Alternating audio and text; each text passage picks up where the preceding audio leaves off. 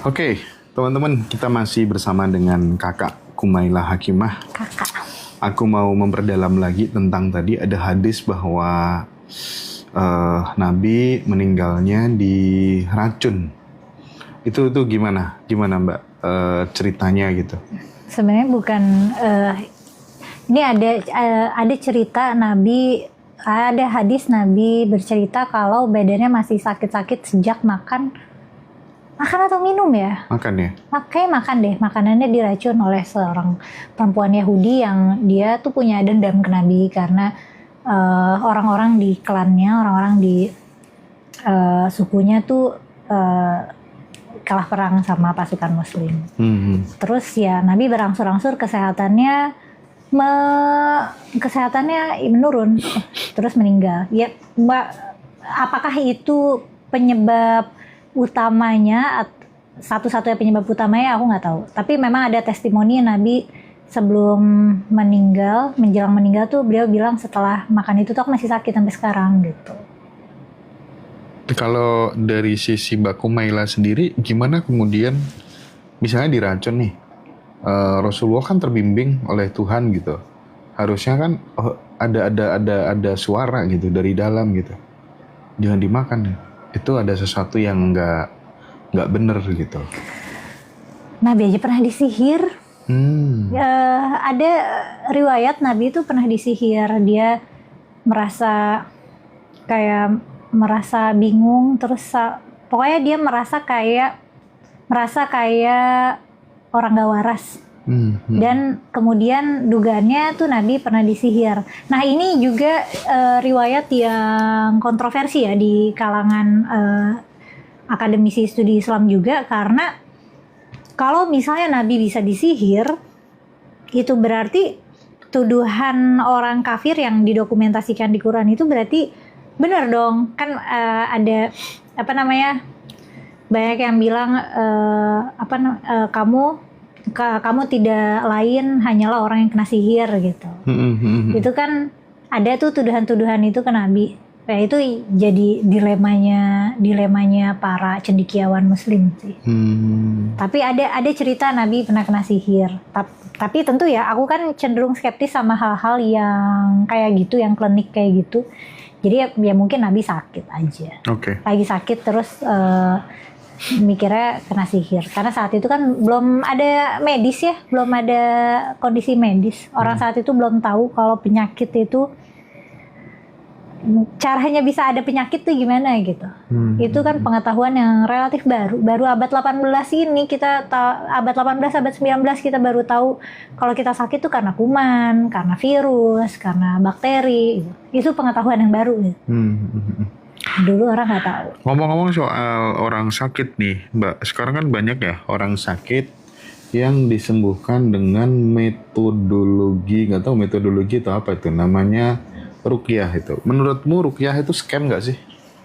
Iya. Menurut aku kalau ruqyahnya menjamin kesembuhan, aku rasa itu pasti scam. Tapi kalau ruqyahnya cuma kayak doain doang gitu, misalnya kan kadang ini kan kita kondisi apa aja bisa diruqyah ya. Misalnya aku datang ke praktisi ruqyah, aku bilang aku belakangan moodnya suka gampang sedih, terus dia doain aku, terus habis itu aku jadi semangat lagi, kan bisa aja. Tapi kalau misalnya aku punya tumor gede gitu di tangan aku, terus aku minta diruqyah, terus dia misalnya jualan madu kayak garam kayak minyak kayak, terus dia bilang nih kalau dipakai 3 minggu sembuh gitu, itu pasti scam. Karena sebenarnya ruqyah itu kan secara bahasa kan artinya mantra. Itu memang tradisi lama. Ruqyah itu udah ada dari sebelum zaman Islam, dan Nabi itu pernah mengharamkan ruqyah. Tapi masyarakat tetap mempraktekkan ruqyah anyway, ya mungkin karena nggak ada alternatif lain. Ruqyah itu kan praktek yang dipercaya kita bisa nyembuhin penyakit dengan ruqyah, nyembuhin sihir dengan ruqyah, menangkal sihir dengan ruqyah. Pokoknya segala masalah yang saat itu belum diketahui cara menangkalnya atau cara menyembuhkannya, ya ruqyah aja gitu. Karena teknologi mereka baru sebatas itu gitu. Nah terus akhirnya sama Nabi dimodifikasi, boleh ruqyah tapi ruqyah syariah gitu. Jadi yang dibaca adalah ayat Quran gitu, dan minta pertolongannya ke Allah gitu, bukan baca-baca mantra gitu. Dan udah nggak boleh lagi tuh jimat-jimat ruqyah. Jadi sebenarnya ini itu praktek lama, ruqyah itu adalah praktek lama yang ada karena saat itu belum ada dokter, belum ada ilmu kedokteran. Dan belum ada psikolog dan psikiater ya. Jadi kalau misalnya kita kayak bingung, gamang gitu, kita juga datangnya ke praktisi ruqyah. Iya, oke. Karena kan sekarang lagi rame gitu ya. Meskipun setelah diruqyah juga balik lagi sakitnya banyak yang kayak gitu. Ya karena kan ruqyah itu tidak punya metodologi yang jelas. Nih semua kondisi bisa diakomodir oleh ruqyah, yang mana implementasi ruqyah itu kan tidak bisa diukur. Kalau misalnya obat, misalnya kita ke dokter terus dikasih obat, nanti kan kita ada kontrol kan. Nanti setelah obatnya habis coba datang kontrol ya. Nanti diobservasi apakah obatnya memang efektif atau enggak. Sedangkan ruqyah kan kalau misalnya nih minum madu selama 2 bulan, nanti datang lagi masih gini apa enggak, dia kan tidak bisa membuktikan seberapa efektif madunya itu. Kalau misalnya di dokter di rumah sakit kan kita bisa di follow up, coba ambil tes darah gitu, atau tes ya apalah, detak jantung atau tekanan darah kayak gitu tuh bisa dicek gitu apakah sudah membaik atau belum. Kalau ruqyah kan nggak cuma Ada komentar bagus nih. apa? Kumaila itu waras. Yang nggak waras tuh yang ngundang dia jadiin narasumber katanya. Kenapa? Aku maksudnya nggak waras. Karena aku masih nggak Karena paham. ngundang dirimu jadi narasumber katanya. Kenapa itu nggak waras? Kumaila itu waras. Yang nggak waras tuh yang ngundang jadiin dia sebagai narasumber katanya. Kamu baru tahu kalau aku nggak waras. Aku masih nggak ngerti kenapa Mas Hendra dibilang nggak waras. Oke. Karena akan Gini, menarik. aku pengen apa ya? Pengen tips yang masuk akal dari Mbak Kumaila gitu. Kadang kan gimana ya Mbak ya? Tidak semua orang yang kita anggap suci itu bisa dipercaya gitu. Kenapa? Karena aku tuh sering berjumpa di Jakarta kan banyak teman gitu. Mas Hendra, ini tak tunjukin fotonya cewek, iya kan? Ini dia selingkuhannya Habib ini. Nah, itu kan banyak case-case kayak gitu ya. Jadi ternyata Habib itu zina, oknum ya, banyak yang zina yes, alkohol yes, babin no. Itu tidak hanya Habib, oknum Habib, banyak orang yang seperti itu. Padahal makan babi itu tidak menyakiti siapapun, tapi selingkuh itu kan menyakitkan sekali. Nah, Nggak tahu ini ya, nggak ngerti ini sama prioritas hierarki dosa. Kita tuh kayaknya. tapi menurutmu dosa itu apa sih? Dosa itu ya konsep bikinan di agama kan. Sebenarnya kan apa yang berdosa dan berpahala dalam konsep agama itu kan tidak ditimbang secara konsekuensi moral, di konsekuensi nyatanya gimana kan. Nah, misalnya kita anggaplah aku adalah orang yang tidak dibesarkan dengan ajaran agama, terus aku ingin mencoba mengidentifikasi mana perilaku yang baik dan mana perilaku yang buruk tanpa petunjuk dari agama.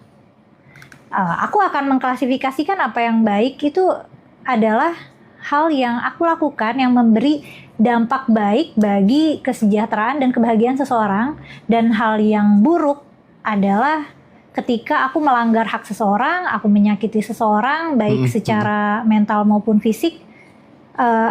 Itu bisa dibagi sederhana itu.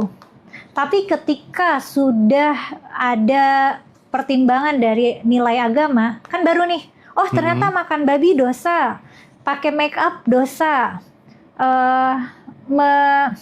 terus apa lagi sih? Kalau perempuan tuh lebih baik lagi dosanya kan soalnya. Pakai perhiasan dosa. Jadi ada komponen-komponen dosa yang nggak tahu apa konsekuensi sosialnya, nggak tahu apa konsekuensi moralnya, tapi itu disepakati di budaya itu sebagai dosa gitu. Oke. Jadi ya menurut aku dosa itu sebenarnya konstruksi sosial dalam masyarakat beragama. Oke, pertanyaanku agak random nih. Non-Muslim disebut sebagai kafir. Gimana menurut Mbak Mila? Kalau di Quran sih kan tidak otomatis kafir ya, karena kan ada kayak walladzina kafaru min ahlil kitab. Jadi para ahli kitab yang kafir. Jadi ada juga nih orang ahli kitab, maksudnya orang Yahudi dan Nasrani yang dianggap beriman juga dan diterima di surga juga gitu. Itu ada juga di Quran. Ini mungkin yang perlu kita ingat ya, Quran itu kan turun selama 22 tahunan. Jadi selama 22 tahun itu dinamika sosial tuh sudah banyak berubah. Itu makanya ada ayat yang kontradiktif satu sama lain. Ada ayat yang menunjukkan bahwa orang-orang di luar Islam yaitu kafir, yaitu mereka penghuni neraka, yaitu mereka harus kita musuhi. Tapi ada juga ayat-ayat yang tidak sekeras itu gitu. Ada ayat yang bilang tidak semua mereka kafir dan mereka yang percaya, ya meskipun tidak beragama Islam tapi mereka percaya pada Nabi, mereka masuk surga juga gitu. Dan iya ini jadi polemik ya. Aku ngelihatnya di masyarakat yang majemuk kayak di Indonesia, perbedaan-perbedaan ini tuh nambah-nambahin konflik sebenarnya. Bukan menguatkan identitas kita hancur, konflik meningkat. Oke. Baik Mbak. Mantap, Profesor Kumaila katanya. Julukan profesor sekarang. Bukan profesor sih. Tapi cuma lulusan S1 yang telat lulus 1,5 tahun dari saya. Ada waktu itu yang nge-tweet gitu. Banyak teman-teman yang appreciate banget dengan Mbak Mila yang ngambil posisi sikap yang berani melawan arus, ngomong apa adanya gitu ya. Yang disampaikan adalah kejujuran gitu. Even sebenarnya banyak ya orang-orang yang disebut sebagai ini pengalamanku pribadi ya, sekali lagi ini pengalamanku pribadi. Banyak orang-orang yang sudah dipanggil Gus, Kiai, itu yang cerita ke saya, aku nggak berani cerita yang sebenarnya Mas Indra, karena kalau aku cerita yang sebenarnya nanti pengikutku pada pergi semuanya, jadi memang harus pelan-pelan begitu. Kalau aku kan gak punya pengikut. Iya. Aku bukan pendakwah. Forbidden question ya. Jadi aku nggak takut kehilangan jamaah, aku nggak punya jamaah. Nah, kalau ini Mbak Mila tentang pertanyaan tadi yang belum terkonfirmasi, antara takdir Tuhan dan kehendak manusia, menurut Mbak Mila gimana? Kita tidak bisa meletakkan takdir Tuhan dalam rantai konsekuensi peristiwa gitu. Jadi kita tahu nih segala peristiwa yang terjadi ada yang masuk di dalam kehendak kita, ada yang tidak. Dan ada yang separuh-separuh. Jadi kalau misalnya yang ada dalam kehendak aku hari ini mau pakai dress ini, ya udah tinggal pakai, terjadilah gitu pakai. Nah tapi yang di luar kehendak aku adalah misalnya ternyata hari ini hujan dan berpetir-petir, itu di luar kehendakku gitu. Apakah itu takdir Tuhan? Ya nggak tahu. Bulan Januari ini emang biasanya sering hujan gitu. Nah terus yang separuh-separuh, misalnya aku bikin konten sama Mas Hendra, aku berharap audiens bisa menerima dengan baik. Tapi ternyata audiensnya marah-marah ke aku. Nah itu kan di luar kendali aku. Aku tidak bisa mengontrol respon orang lain terhadap apa yang aku sampaikan. Nah tapi dari semua peristiwa yang baik itu yang di dalam kehendakku, yang di luar kontrolku, dan yang separuh-separuh, maksudnya aku bisa bikin konten tapi entah orang akan merespon apa. Yang separuh-separuh, kita mau taruh takdir Tuhan ini di mana? Jadi misalnya ini, kalau misalnya ada audiens yang suka sama konten aku, apakah itu takdir Tuhan? Kalau misalnya jadi kayak apapun yang terjadi, kita tuh nggak bisa langsung, oh ini emang takdirnya begini gitu. Bisa jadi ada alasan yang lebih direct gitu.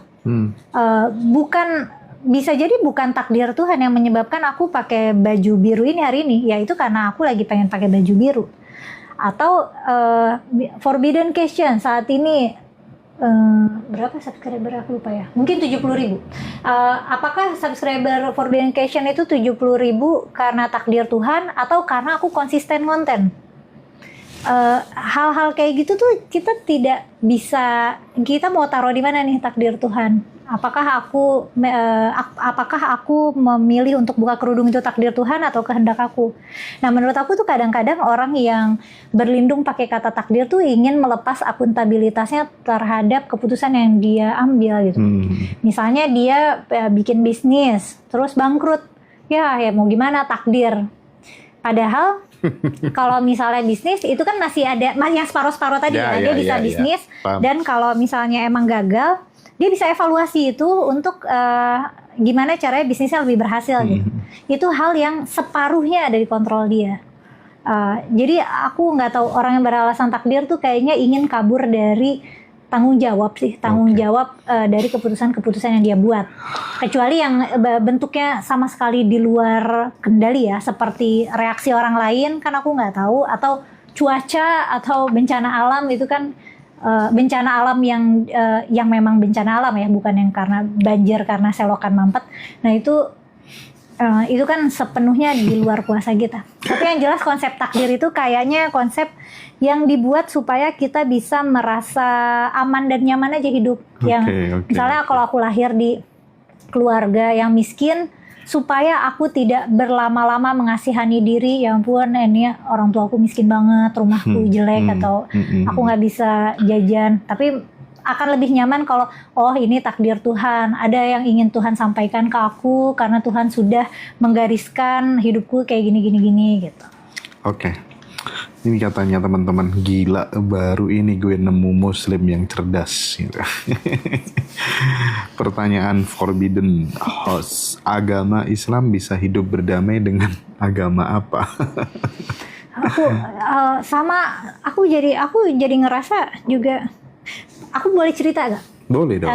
Beberapa tahun yang lalu ada seorang teman yang bilang ke aku, orang Islam tuh ini ya kasar-kasar gitu, jahat-jahat dan bodoh-bodoh gitu. Nah waktu itu mungkin dia ngelihatnya dari abis ngelihat, kan pernah tuh ada masanya orang Islam tuh kayak galak banget ya nggak sih, yang demo berjilid-jilid, kerjanya caci maki terus di sosial media. Nah aku mikir ya mungkin dia dapat pengalamannya dari situ. Nah terus aku nggak setuju tuh sama dia karena aku merasa pengalamanku hidup di tengah-tengah masyarakat Muslim ya baik-baik aja, oke-oke aja, nggak ada pengalaman yang traumatis banget kan. Kalau misalnya orang toksik religius kayak merasa paling sempurna, merasa paling masuk surga, itu kan ya ada aja ya, cuman nggak traumatis yang gimana. Tapi kalau misalnya ya dia bilang itu ke aku sekarang, kayak aku bakal setuju deh. Karena aku tuh hari-hari aku dapat ancaman dan cacian yang jahat, keji, bodoh, tapi nuansanya Islami. Kayak lanatullah kamu pelacur betina gitu. Atau di awalnya pelacur betina. Ya, atau di awalnya tuh udah kayak gini. Assalamualaikum, assalamualaikum. Assalamualaikum kan keselamatan bagimu ya. Kamu sudah jauh dari petunjuk Allah gitu. Ayo kembali lagi gini. Terus di akhirnya atau lebih baik kamu melacur saja. Saya harus bayar berapa buat pakai lubang kamu atau gitu. Kayak makanya tadi ada yang cek mahar gitu. Iya mungkin itu ya maksudnya.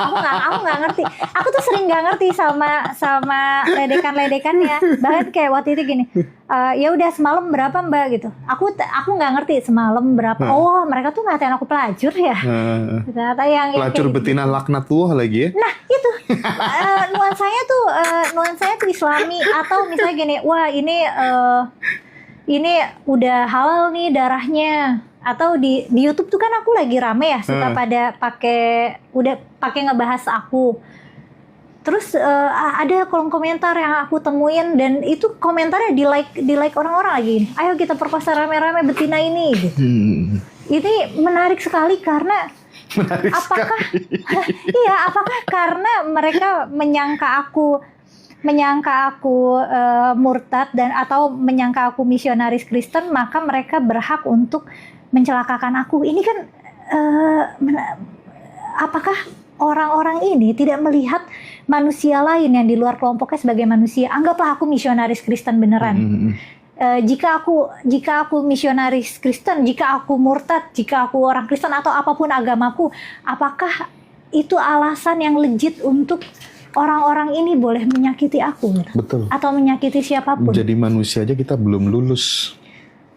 Makanya ini problematik banget gitu. Ini aku suka bertanya, ini tuh orang beneran bukan sih? Apakah yang ini beneran orang-orang dewasa? Tapi ini beneran orang-orang dewasa. Ada yang memang akun-akunnya tuh kayak buzzer gitu. Udah mah Islami banget, tapi nge-DM aku nyuruh bunuh diri atau nge-DM aku ngancem bunuh. Terus bio-nya ayat Quran. Terus isi-isi kontennya tuh membela Gaza gitu. Enggak, gini. Aku sorry, aku bukan bermaksud untuk mendiskreditkan siapapun ya, Mbak Mela ya. Tapi kenapa yang kayak gitu itu kok selalu mayoritas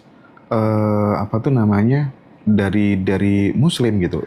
Tadi pakai laknatullah. Kan jarang ya. Misalnya orang Hindu kayak gitu, orang Buddha kayak gitu.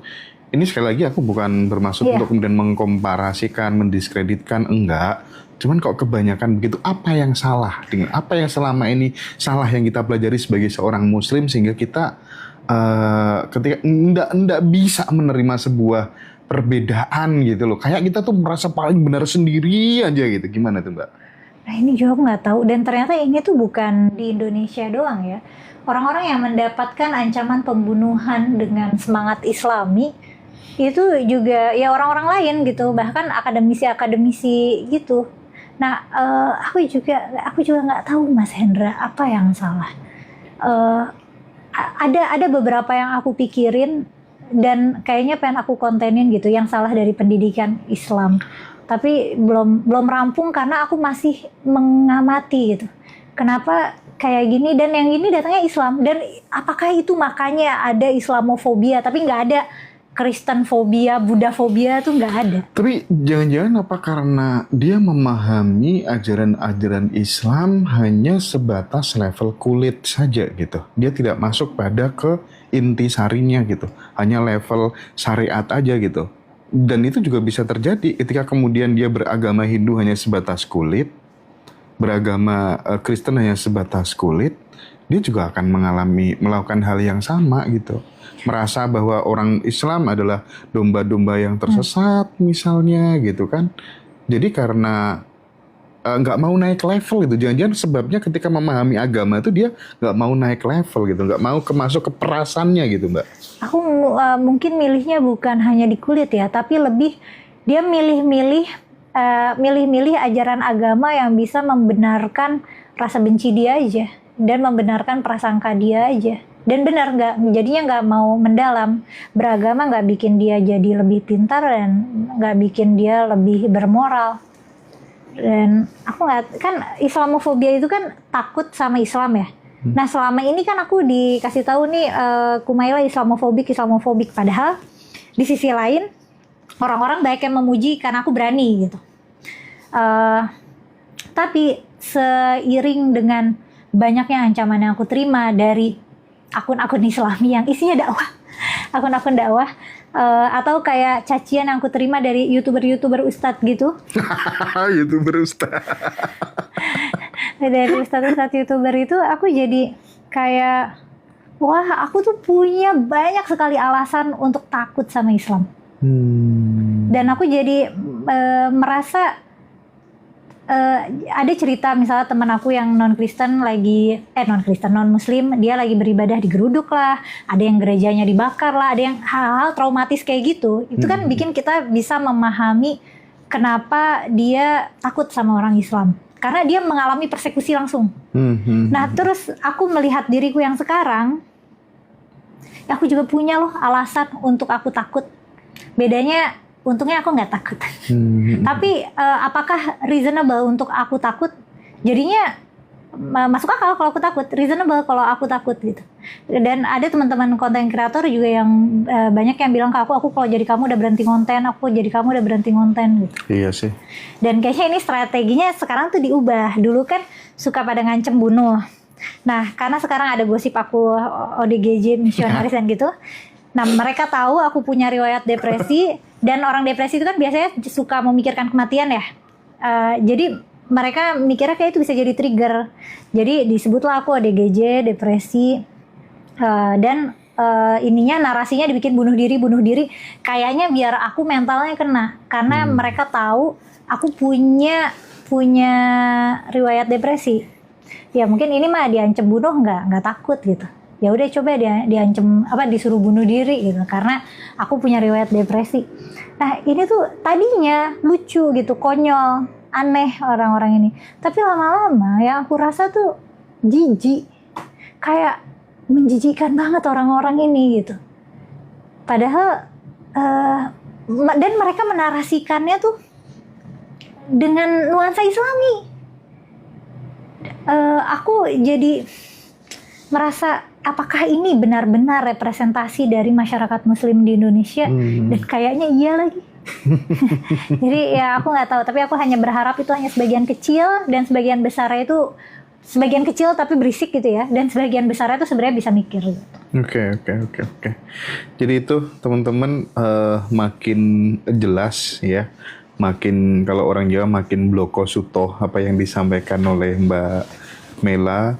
Mudah-mudahan mampu mengusik nalar kritisnya teman-teman di dalam beragama, sehingga tidak senantiasa termakan oleh dogma dan doktrin saja, tapi lebih rasional gitu ya, dan jangan gampang percaya juga sama seorang yang dibungkus dengan baju yang sok suci dan lain event itu. Dan tidak hanya di agama. Jangan gampang nurut juga. Jangan gampang meskipun nurut. Dia bawa ayat suci ataupun bawa hadis Nabi. Oke. Mudah-mudahan teman-teman bisa mengambil hikmah dari percakapan kita. Yang mau join di channelnya Kak Mela, namanya Forbidden Question, silahkan di YouTube beliau. Dan sekali lagi saya bikin konten ini biar teman-teman gak jadi orang yang sumbu pendek gitu ya. Jadi lebih luas dalam memandang sesuatu gitu. Karena sebanyak apapun yang kita tahu, lebih banyak yang kita nggak tahu gitu. Dan terkadang kebenaran yang kita pahami itu adalah kesalahan yang belum kita pahami. Sehingga yuk kita lebih aware menerima sebuah kebenaran dari siapapun gitu ya. Parameternya tetap rasio dan rasa. Terima kasih banyak sahabat semuanya yang sudah join ya Mbak Mela. Matur suwun ya udah datang di Ngaji Roso ya. Jangan bosan-bosan ya. Makasih sudah mengajak aku Mas Hendra.